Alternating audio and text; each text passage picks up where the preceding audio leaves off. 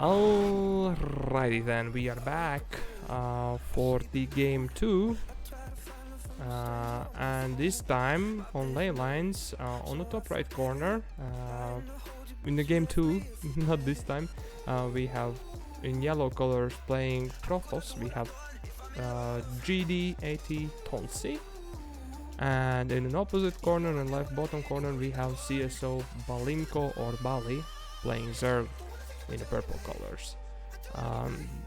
They did play quite a long, lengthy game last one, the first one, which you can obviously check out in the previous video, because I will put that on YouTube as every game I cast in the tournaments, and these will also be going up afterwards.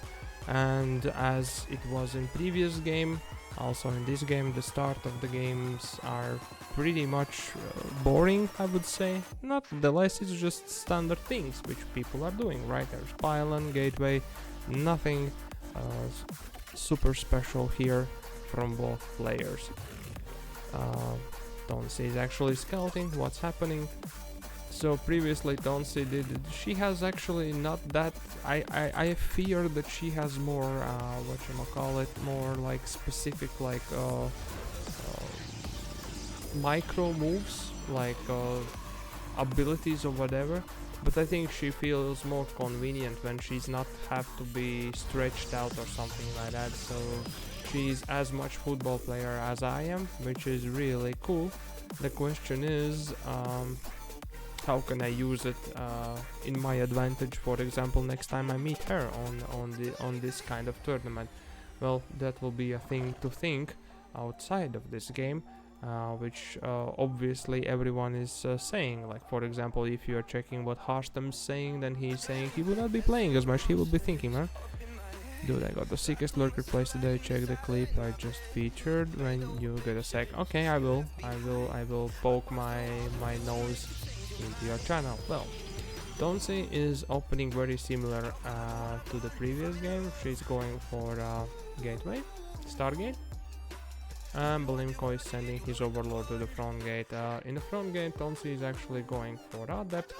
She's researching the warp gate, and she will be chrono boosting the adept. So the beginning of the game is pretty much the same. Only exception is that Roach Warren from Balimko is pretty fast now, and he's going for speed.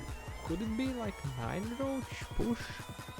Because I think he has stopped droning here on the 5 drones. There's no third, which Tonsi finds out, and there is Lynx hunting down the probes.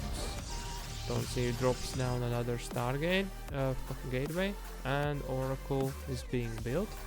The question is she afraid of what's actually could be coming? Yep, there is 7 roaches being built. That looks like very much like 9 roach build of mine, but this is 7 roach, which is going for Protoss. That is quite impressive thing. No, there is 8 and 9 and 10th even. So there are multiple roaches, but they are all beeline. So Balimko has decided to stop droning and just mass armies. Well, Tonsi has an opportunity to actually go with her Oracle and jump into main base and actually do a lot of damage. Warp gates are almost finished. So the question is, what is next? Okay, there is a stalker here in the wall. Okay, she uses the recharge of energy for the Oracle, but she opens the gates. She opens the gates for the roaches and everything to jump in. Starts a void ray, which is a good decision, I would say, and pulls the probes to fight with this aggression. The pylon is shut down for the front gate, so there is no gateways anymore for Tonsi actually to get any units in. She is pretty much chrono boosting out a void ray, which would save her, at least so far. The question is, can he manage? Yes, it is. There we go, and there is a void ray. So void ray will save a lot of probes. Unfortunately, 16 probes has gone down, while Balimko could be starting to drone up, which he technically has done a little bit. He's dropping some more overlords, getting more queens out, and well, he's not planning to expand. Actually, he's just sending some more zerglings into the attack of Tonsi's base. Well, Tonsi could be building maybe another Void Ray, which she is doing, and she is dropping multiple gateways here where they are more secure. And now the question is, what is going to be continuum of this game? Well, Tonsi needs to obviously rebuild the wall, repower her gateways, and get her probes running, because she needs to catch up to economy. Technically, she's not that far behind. She's only 28 probes, and Bali is only 30 drones. But once Bali gets it rolling, once he gets the third out, it could be a lot more speedy moves. There is Lings attacking the Cyber Core. Unfortunately, that's not gonna be going down. Void Rays are starting to hunt the Overlords, which is really a good idea. She could be hunting for more if she knew that there is some, or there are some. Now the question is, what's gonna be the exit strategy? Interesting. There's creep tumors being dropped. There is, like, Balimko is not going any specific strategy. He has built, like, he has roaches, lings with a link speed, and that's the information that that Tonsi has. She's going for Twilight Console. She has multiple gateways. She needs her third as soon as possible to catch up to Balimko. Balimko is in front only by 4 drones, but now he has the third finished, so he could start droning. He's going for lair, and his income actually is a little tad bit bigger than Tonsi's. Tonsi has an option to catch some workers here on the way. One of them goes down, but unfortunately, oh no, 2, 3, nice, 3 drones out. That's really good exchange. Some Zerglings here are waiting for whatever is coming, and Tonsi actually goes for Adepts. There are no glaives research unfortunately here, and this probe is meant to go down because there will be nothing to do against these Lings. Ay. So Lings will deny this base definitely, for sure. Tonsi has to cancel. Will she cancel? She cancel. Okay, cool. There are some Adepts, which is cool. I think 2 Adepts are enough. There are more Adepts, and there's actually an attack here. There's both Void Rays and some Adepts are being sent. Well, the Adepts have been sent to the main base to actually do economical damage, and that's actually equaling out the drones lost. No, it's close to, actually it's like 16 to 22. And Tonsi is jumping into natural and keeps attacking. There are few queens going down. There is a lot of damage being done. I would say, yeah, Tonsi is in favor here for sure. There's a lot of queens. More drones are going down. 23 to 24, 24, 26. There's more drones being killed down. Now the Tonsi has to prepare for counter-attack, because that's what Balimko probably is trying to do. She's going now for the glaive research, which is, I believe, too late. Maybe she should have gone for maybe charge or blink, because now it's like she has shown the cards, you know, she has shown her hand. But that's a big win for Tonsi. 41 drones gone down, and only 22 was gone down for her, so she can safely take the third. She can just keep the researches up, get some economy up, and be ahead. That's really big advantage for her. Well, Balimko is going for +1 range attacks for roaches and roach speed. Meanwhile, Tonsi goes for robotics facility, start storm upgrade, and she has those glaives still coming up. The army advantage for her is a lot bigger. It's like 45 to 32 supply. Lings are sent for attack, for counter attack, but because the Overlord sees that there is a third base and is being equipped. There are High Templar being summoned here before the storm research actually is done, which is really a little bit too fast. Tonsi, yep, she manages to drop down the Adepts to tank down the wall, but the Lings are going to deny this base. If you don't gonna cancel, it's gonna be very bad. The probes for some reason are being pulled here out, but I don't think Tonsi should be much afraid from this attack. She just needs to get it all together and kill whatever is left. Some probes are going down, and it's actually equaling out the workers lost. It's like 41 to 38. It's a lot economy loss here. A big economy loss, but still Tonsi is in front in economy. She's building Immortal. She has Storms, and now with the 3 or 4 High Templars, I believe that's 3 High Templars and Storms, she's moving out, which is really good. The opposite side has a lot of roaches on creep. Stalkers here are perfect thing. Only thing, the advantage for Balimko would be that he will finish +1 upgrade really soon. Tonsi will not be able to deny it. She's here with attack. The others are going into the main base, which are protected with the roaches, and meanwhile Tonsi is just ravaging all the overlords from this base.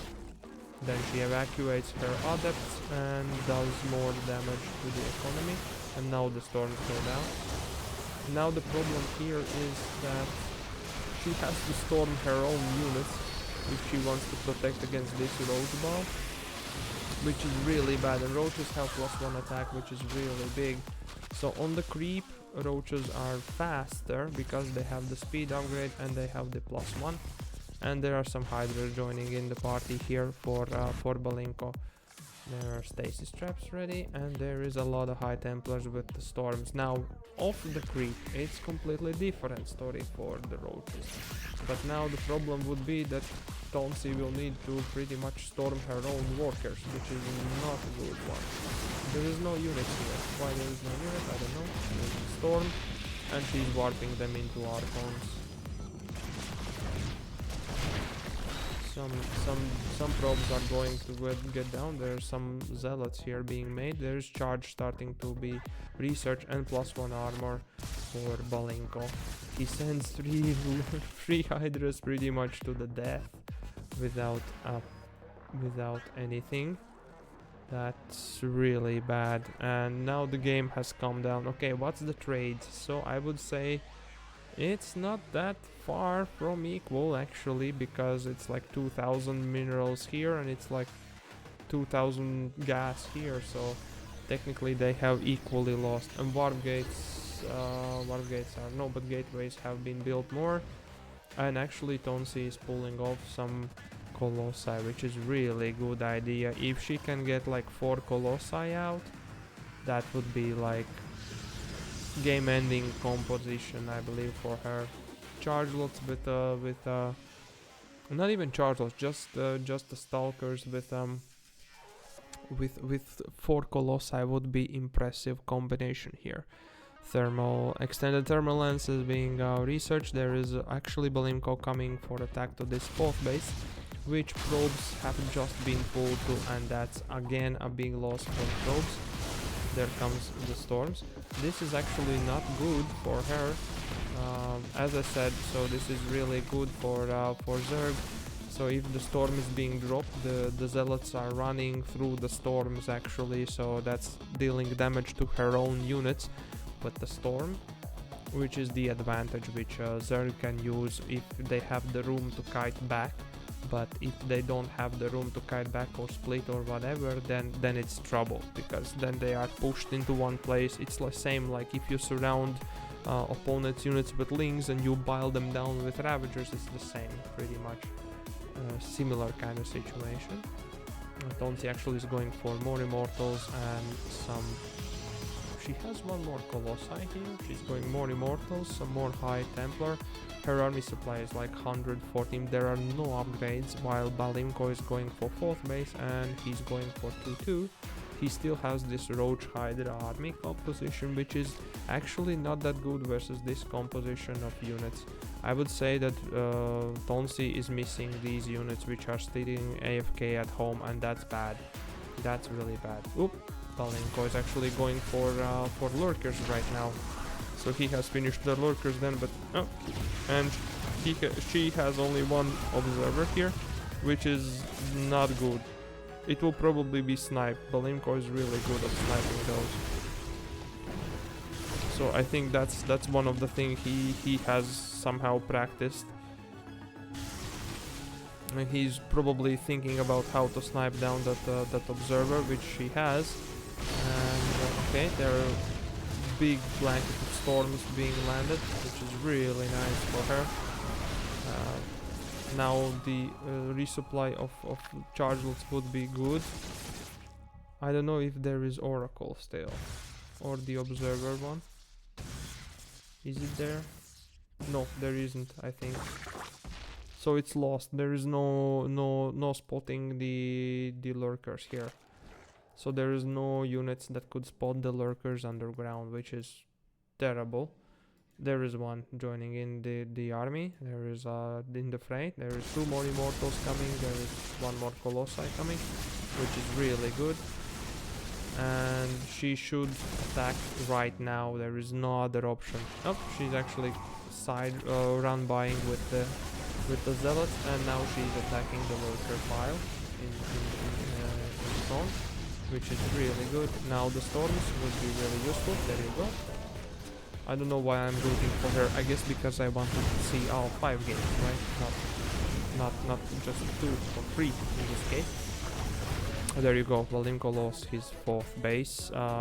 Tonsi meanwhile has 4th base, has already 5th running, which is really good. Balimko is trying to warp in more lurkers. I don't think there is observer anymore. No, there is no. So pretty much there is no spotting lurkers when they pop. There they are. And Tonsi is storming. Looks like one of them was successfully focused down, but there are 3 more left. That one storm there would be really useful. That could take down 2 more lurkers. Some drones are giving themselves up for free. That's a lot of workers lost. Look at that. It's like 100 workers for Balimko just had been lost to the fray. There is Zealot run by, which was here. There is 1 more Zealot run by, which is going for the 3rd base of Balimko. And Balimko actually jumped Tonsi here with the lurkers and roaches and hydras. Unfortunately, she still has no invisible units spotter, but Balimko calls GG because the run by did arrive. So Tonsi takes game 2.